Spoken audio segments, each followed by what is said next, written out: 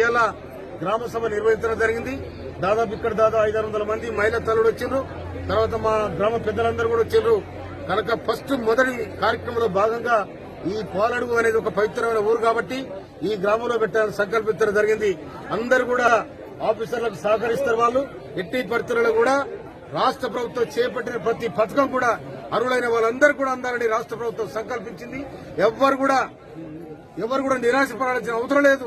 కనుక రాష్ట్ర ప్రభుత్వం ఇది ప్రజాపాలన, ప్రజల కోసం ప్రజల చేత ఎన్నుకోబడిన రాజ్యం కాబట్టి ఈ ఇందిరమ్మ రాజ్యంలో ప్రతి ఒక్కరు కూడా న్యాయం జరగాలని రాష్ట్ర ప్రభుత్వం సంకల్పించింది. కాబట్టి ఇక్కడ ఉన్న ప్రజలందరూ కూడా ఓపికతో నుండి వారి అప్లికేషన్ ను సమర్పించాలని, వారు ఈడ కాకపోతే ఈడ అందుబాటులో లేకపోతే ఎంఆర్ఓ ఆఫీసులో కూడా ఒక కౌంటర్ ఏర్పాటు చేయడం జరిగింది.